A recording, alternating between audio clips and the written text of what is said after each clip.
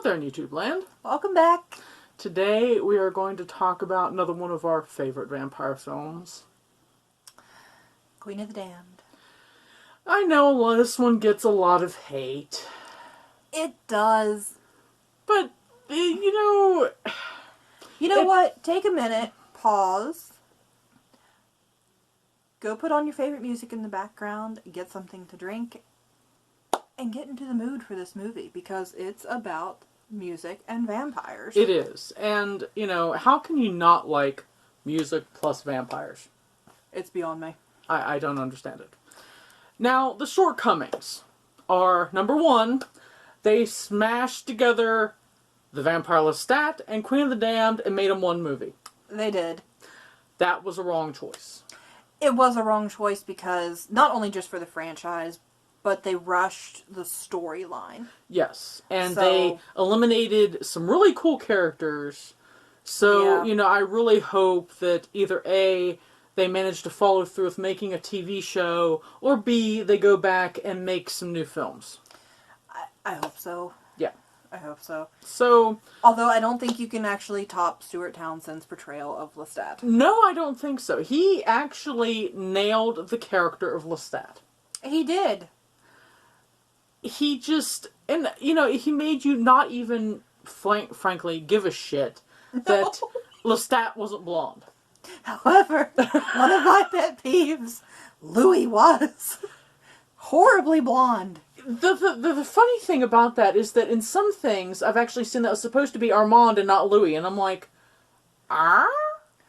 I know. So who the hell is the blonde vampire?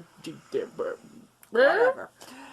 Some people say it's Louis, some people say it's Armand. My point is, the frizzy, blonde, fried hair made a return from Interview. And it had a love child with a poodle. Yes, it did. It was awful. And, you know, if this is that actor's actual hair, I am so sorry they fried your hair to that point. Me too.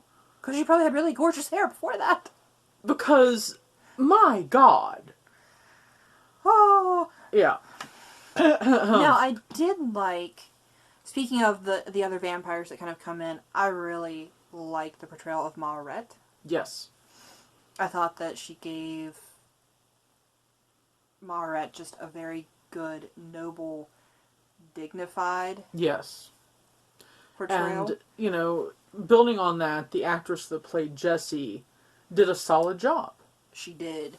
She showed herself really evolving from this girl who was intensely interested in the occult and a member of the Talamasca to someone who actively made herself part of the vampire world before she was even crossed. Yeah. Even though she had this childhood with a vampire, she didn't know that she was a vampire. No, and she had no idea that the origins of her family were steeped in Macabre's bloodline. No. So that was really well done. The other thing that I thought was really well done was the portrayal of a rock star's life. Yes. Because people, I think, in general, get the idea that rock stars just go to hotel rooms and party all the time. A lot of times, stars, yeah, they'll do hotels, but when they have the ability to do it, they will rent a domicile to live in for, like, say, a month before they continue on a tour and things like that. So that part, I liked them adding to this because it was realistic. It was more realistic. It was also, for the goth scene at the time, that was it. Yeah. I mean, the scenes outside the clubs waiting to go into the concerts, that's what the goth scene was in the, you know, late 90s, early 2000s. Yeah. And the huge concerts, you know, the one out in what they said was Death Valley. Yeah. That was realistic. Mm-hmm.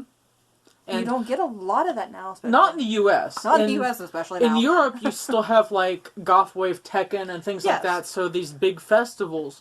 But, you know, all the big goth events in the United States are gone, unfortunately. I mean, with recently just the end of Warped Tour. Yeah. That one's now no longer a thing. And that's something that I think the community is going to miss. Very much so. But thinking about Queen of the Damned, and of course we have Akasha. Yes. Aaliyah Made managed, that part? She did. And, you know, for me, when she was first cast, I was like, what on earth is this girl that's known for singing R&B and a little bit of hip-hop? Yeah.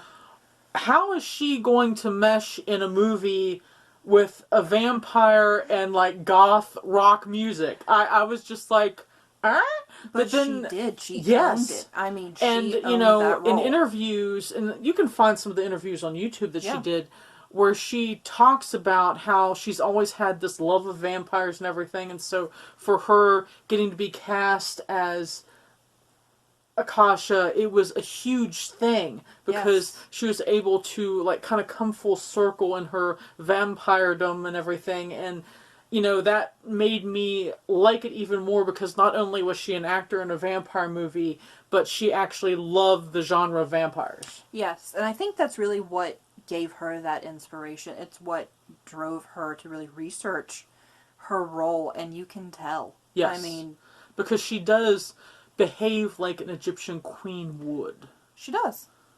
And, does. you know, it just...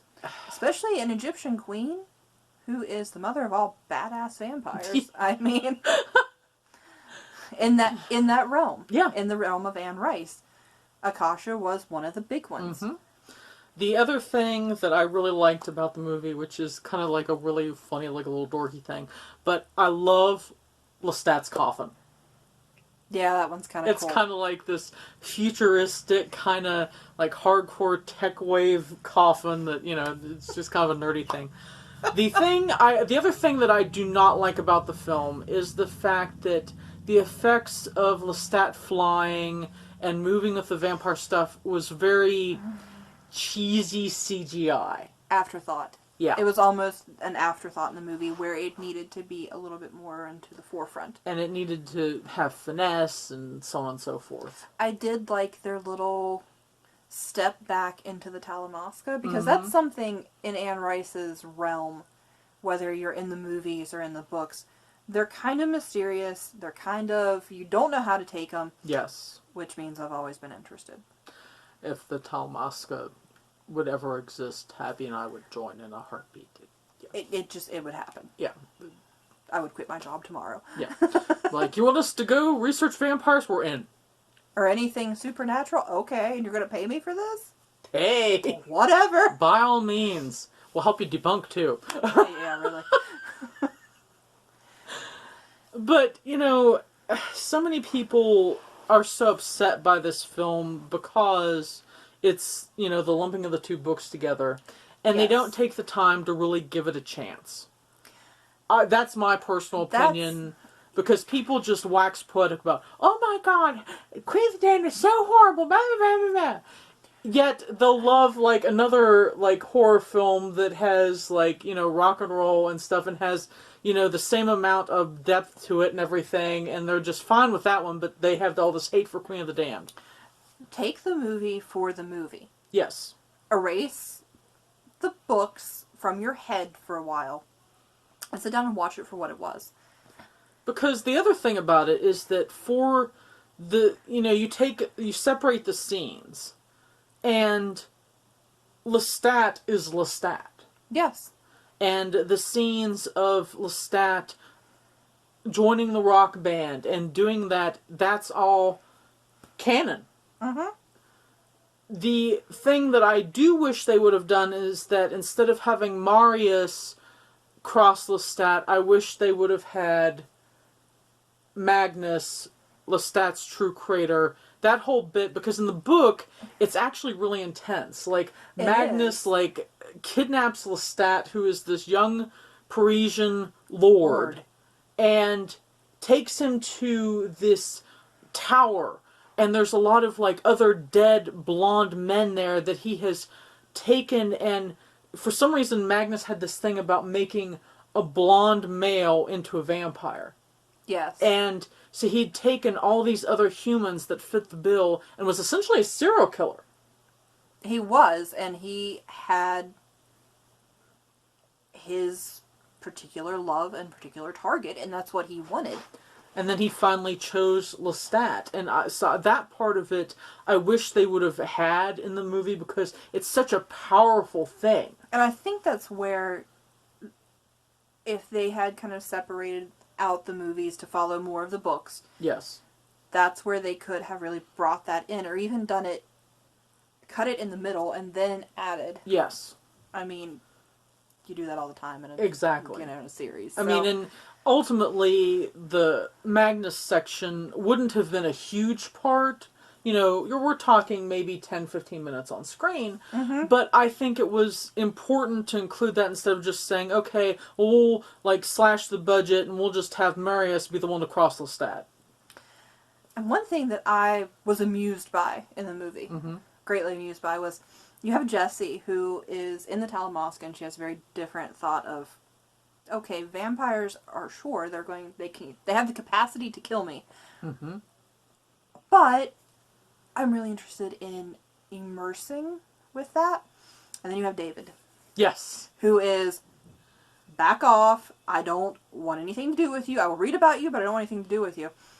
And I rolled at the very end, laughing when Marius comes in here. Hello, David. Yes.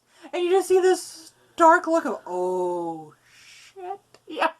And so I really wish they would have continued that on because I would have liked to have seen, like, you know, on screen what became of David and so on and so forth because that was really entertaining. So, you know, if you haven't guessed, we like Queen of the Damned. It's still one of, like, my favorite soundtracks to listen to. And if you are lucky enough to find the versions of Stuart Townsend actually singing in the videos after the movie, It's pretty damn cool. it's pretty cool. So, at any rate, that was our movie review for the day. Please comment down below with any other vampire movies you'd like to see us review. And until then,